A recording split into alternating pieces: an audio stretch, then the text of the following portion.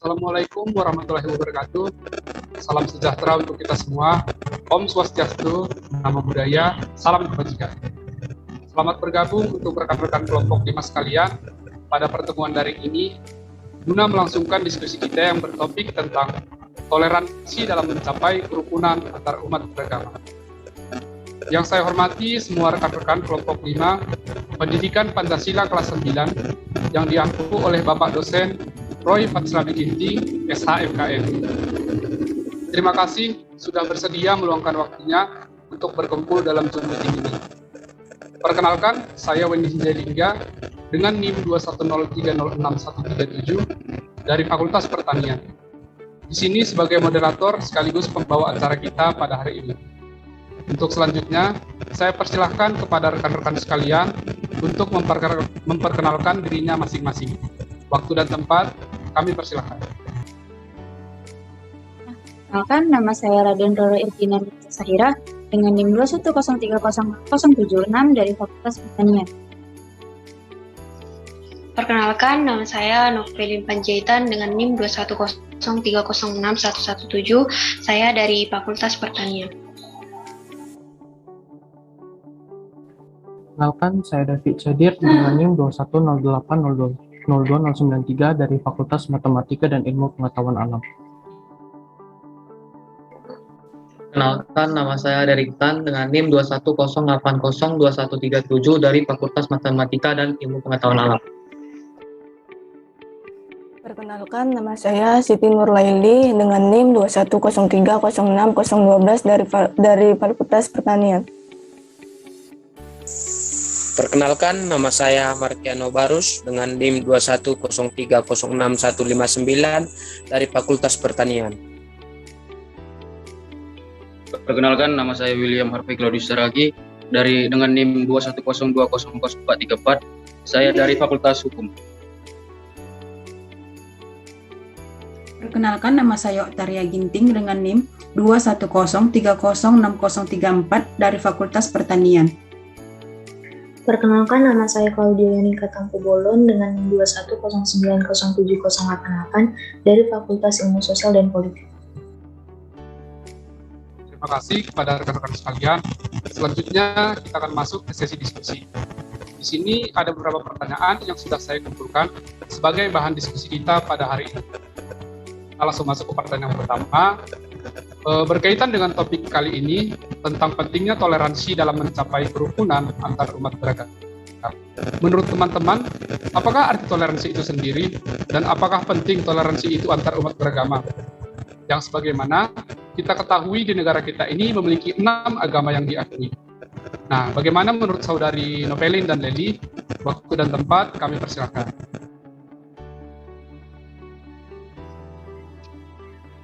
Menurut saya, toleransi itu sendiri berarti saling memahami, saling mengerti, dan saling membuka diri dalam bingkai persaudaraan dan juga saling menerima serta keterbukaan kita terhadap adanya umat dengan agama yang beragam. Sehingga menurut saya toleransi itu sangatlah penting. Sebagaimana kita ketahui, di negara kita ini terdapat 6 agama, yang dimana setiap agama itu tentu memiliki cara beribadah dan juga keyakinan yang tentu beragam. Oleh karena itu, disinilah toleransi itu dibutuhkan. Dan toleransi itu ditunjukkan dengan tindakan-tindakan yang menunjukkan sikap menghargai, menghormati, menolong, mengasihi, dan juga saling menerima. Terima kasih. Saudari Leli bisa memberikan tanggapannya. Menurut saya, sebagaimana kita ketahui, toleransi itu adalah menumbuhkan rasa perdamaian dalam keberagaman di sekitar lingkungan. Adapun secara etimologi atau bahasa, toleransi yang berasal dari bahasa Latin yaitu tolerare, yang berarti sabar dan menahan diri. Sedangkan secara terminologi merupakan sikap saling menghormati, menghargai, menyampaikan pendapat, kepercayaan, pandangan terhadap sesama manusia, yang pada dasarnya bertentangan dengan diri sendiri. Jadi toleransi itu sendiri menjadi penting untuk diartikan guna mengawal kerukunan di tengah masyarakat majemuk seperti negara kita ini, negara Indonesia. di mana negara kita adalah negara unik dengan keberagaman budaya di dalamnya. Terima kasih. Baik, terkait pendapat Saudari Novelin dan Leli tadi sudah cukup jelas ya. Kita mengetahui bahwa intinya toleransi ialah sikap saling menghargai dan menghormati antar sesama. Dan sikap toleransi tersebut penting antar umat beragama, yang dimana untuk menghargai perbedaan antar agama. Nah, kita langsung ke pertanyaan yang selanjutnya. Nah, dialog antar agama merupakan salah satu hal yang dapat dilakukan untuk mengembangkan toleransi beragama. Namun, mengapa manusia perlu melakukan hal tersebut? Nah, bagaimana pendapat dari saudara kami William? Waktu dan tempat kami persilahkan. Ya, terima kasih. Jadi menurut pendapat saya itu ya penting, sangat penting. Karena bagi kita masyarakat, khususnya warga negara Indonesia, kita harus bisa hidup rukun antar umat beragama dan menciptakan kedamaian, serta dapat meningkatkan rasa nasionalisme terhadap negara kita sendiri. Jadi saya akan beri contoh salah satu toleransi antar umat beragama seperti pembangunan masjid yang dilakukan oleh warga beragama Buddha yang bernama Alexander Tanjaya. Tindakan dia tersebut itu merupakan contoh penerapan sikap bertoleransi yang saling menghormati dan menghargai adanya perbedaan agama sesuai dengan nilai-nilai Pancasila yang ada di negara kita. Dengan ini merupakan sikap yang harus diterapkan oleh semua warga bangsa Indonesia. Oleh karena itu sikap tersebut dapat memperkuat integrasi bangsa dan mencegah konflik karena ingin menolong dan ada rasa peduli terhadap umat beragama lainnya. Sekian dari pendapat saya. Terima kasih. Baiklah, dari pendapat saudara William tadi, saya bisa menarik kesimpulan bahwasannya dialog antar agama itu merupakan suatu konsep perdamaian yang dimana hal tersebut dapat mengembangkan sikap toleransi dalam diri seseorang maupun dalam suatu organisasi. Nah, untuk pertanyaan selanjutnya, menurut pendapat saudara Okta dan Markiano, bagaimana cara membentuk individu yang memiliki sikap toleransi dan rukun antar umat beragama? Waktu dan tempat kami persilahkan. Ya, baik, saya akan menjawabnya. Sebagaimana kita ketahui, Indonesia memiliki agama yang beragam. Jadi, kasus intoleransi banyak terjadi di Indonesia, di mana kasus intoleransi itu akan mengganggu masyarakat dalam melakukan ibadahnya masing-masing dan akan terjadi kesalahpahaman, banyak kesalahpahaman terjadi di antara agama-agama yang lain. Jadi untuk menumbuhkan sikap toleransi pada diri kita sendiri, yang pertama yang harus kita lakukan itu adalah memahami apa itu toleransi. Di mana sikap toleransi merupakan sikap yang mampu dan mau menerima serta menghargai segala perbedaan yang ada.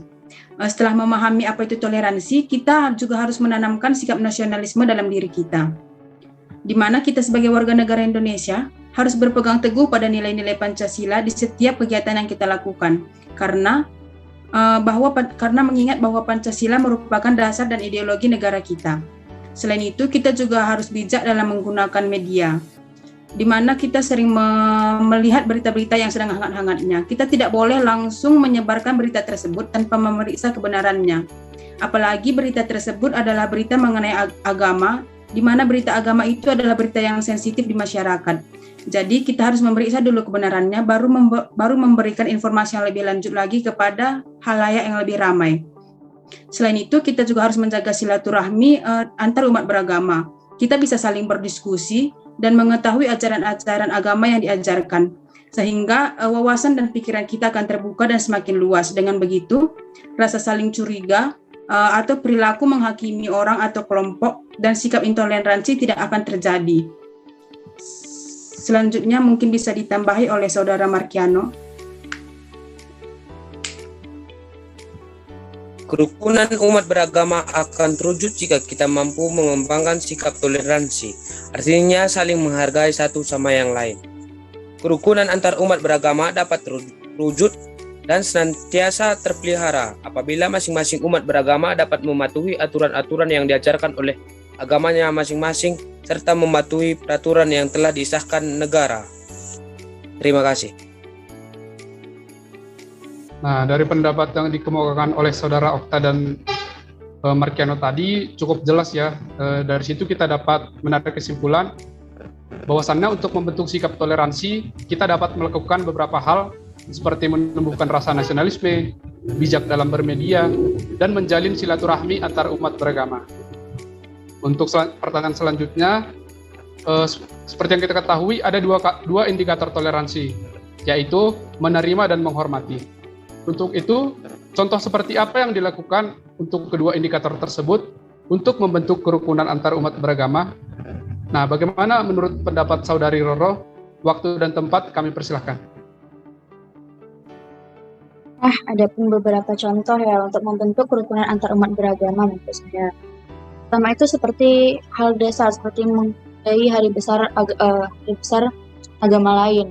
Seperti saya misalnya contohnya kan saya beragama Muslim. Nah, saya menghormati juga hari besar hari raya agama lain, tapi saya tidak ikut serta dalam peribadahan tersebut. Nah, kemudian itu tidak menghina dan menjelek-jelekkan agama lain, karena kan pada dasarnya setiap agama itu pasti mengajarkan kebaikan.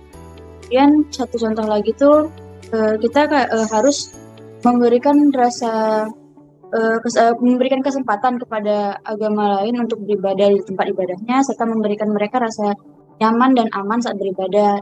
Dan kita tidak boleh melakukan sesuatu hal yang dapat membuat mereka tidak nyaman saat beribadah. Saya rasa sekian yang dapat saya sampaikan.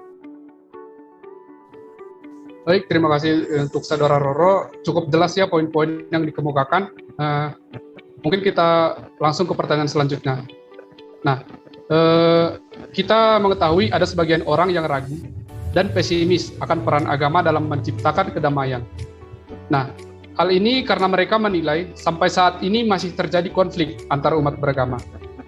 Menurut Saudara Derek dan David, bagaimana menanggapi persoalan tersebut? Waktu dan tempat kami persilakan. Baik, kalau menurut saya sendiri, seharusnya sebagian orang tersebut harusnya tidak terlalu pesimis terhadap agama, walaupun ada beberapa konflik yang ditimbulkan oleh agama itu sendiri. Tapi di lain sisi, agama juga sangat berperan penting dalam pembentukan diri pada setiap diri manusia untuk menuju jalan yang lebih baik. Selanjutnya akan ditambahkan oleh Saudara David.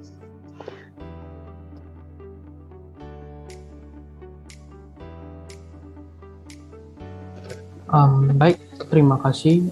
Jadi akan saya tambahkan, menurut saya sendiri itu peran setiap agama di dalam perdamaian dunia itu bergantung pada penganutnya itu sendiri. Apabila penganutnya dapat memahami setiap kitab suci tanpa salah mengartikannya, maka perdamaian dapat tercapai. Namun apabila isi dari agama tersebut dijadikan bahan sebagai radikalisme, maka perdamaian tidak akan mudah tercapai. Selain itu, pengertian kitab suci itu tidak boleh salah karena akan berbeda pengertiannya apabila juga terjadi kesalahan dalam pengertian. Pada hakikatnya tidak ada satupun agama yang mengajarkan tentang perang atau kejahatan kepada penganutnya, melainkan mengajarkan kebaikan. Diperlukan juga toleransi dalam diri penganut sendiri itu tersebut agar tidak terjadi perpecahan dalam kedamaian. Itu tanggapan saya. Terima kasih. Baiklah, terima kasih untuk Saudara David dan Derek yang sudah memberikan tanggapannya yang sangat bermanfaat untuk kita semua. Nah, untuk pertanyaan selanjutnya yang dimana ini merupakan pertanyaan terakhir pada diskusi kita hari ini. Untuk Saudari Claudia, bagaimana pendapat Anda tentang konflik-konflik agama yang masih sering terjadi? Apakah sebenarnya sumber atau akar permasalahan yang mendasar yang menyebabkan konflik antar agama tersebut? Waktu dan kesempatan kami persilakan. Baik, menurut saya konflik antar agama tidak pernah murni terjadi atas dasar agama. Konflik-konflik agama yang selama ini terjadi timbul karena berbagai persoalan umum seperti ekonomi, politik, sosial, dan lain-lain. Hanya saja dengan mengatasnamakan agama. Ketika manusia berselisih, kita membutuhkan sesuatu sebagai pijakan untuk pembelaan diri, dan kebanyakan orang mengambil agama agar terkesan bahwa mereka benar. Agama maupun kepercayaan merupakan hal yang sensitif dan berkaitan dengan segala hal.